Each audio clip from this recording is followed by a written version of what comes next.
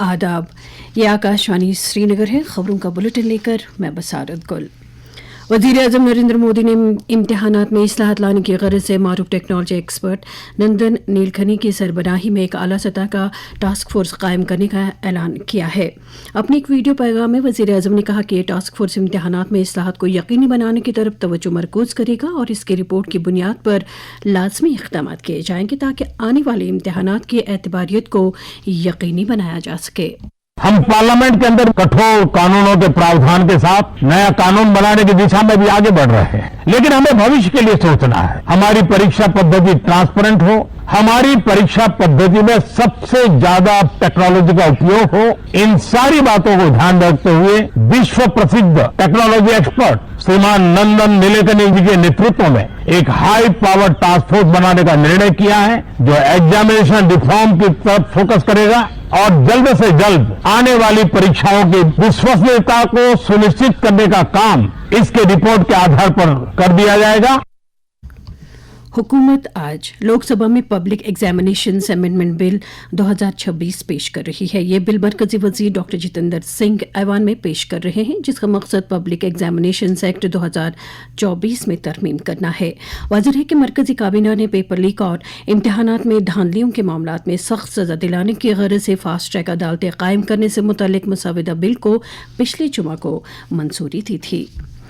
वज़ीर-ए-आज़म नरेंद्र मोदी ने कल अपने माहाना रेडियो प्रोग्राम मन की बात के 136वें शुमारे के दौरान मुख्तलिफ मौज़ूआत पर अपने ख़यालात का इजहार किया। उन्होंने ख़ास तौर से करगिल विजय दिवस का जिक्र किया और इस जंग में अपनी जानों का नजराना पेश करने वाले फ़ौजी जवानों को ख़राज अक़ीदत अदा किया। वज़ीर-ए-आज़म ने वोकल फॉर लोकल जज्बे को तक़वियत बख्शने पर जोर देते हुए कश्मीर में तैयार किए जाने वाली घास की चटाई वगों का जिक्र किया।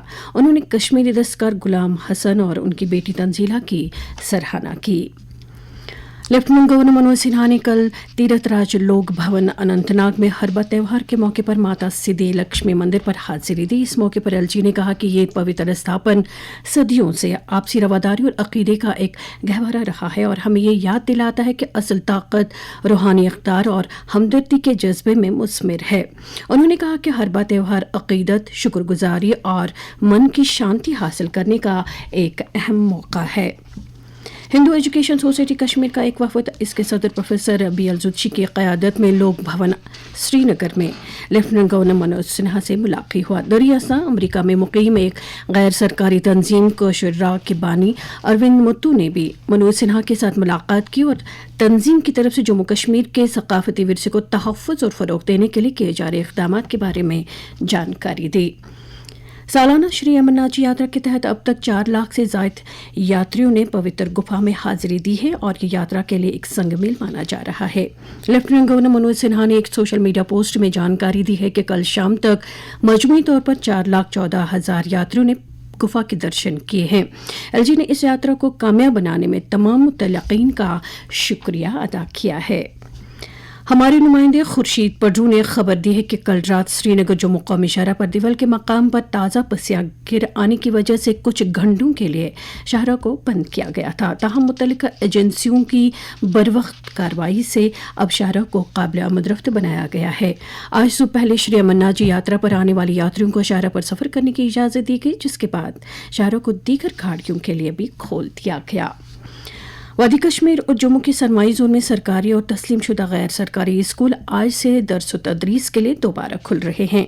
तालीमी इदारे 6 जुलाई से गर्मी तातीलात के लिए बंद किए गए थे। तालीम की वज़ीर सकीना आयतू ने हालिया बारिशों से पैदा शुदा सैलाबी सूरत हाल का जायजा लेते हुए तमाम मुतल्लिका जोनल एजुकेशन अफसरान को हिदायत दी गई है कि वो ज़रूरत के मुताबिक इक़दाम करें ताकि तलबा को किसी किस्म की दिक्कतें दरपेश न हो।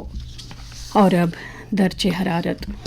श्रीनगर में रात का कम से कम दर्जे हरारत 18.9 डिग्री, जबकि जम्मू में रात का कम से कम दर्जे हरारत 25.8 डिग्री सेल्सियस रिकॉर्ड किया गया। इसके साथ ही खबरों का ये बुलेटिन ख़त्म हुआ। खुदा हाफिज़।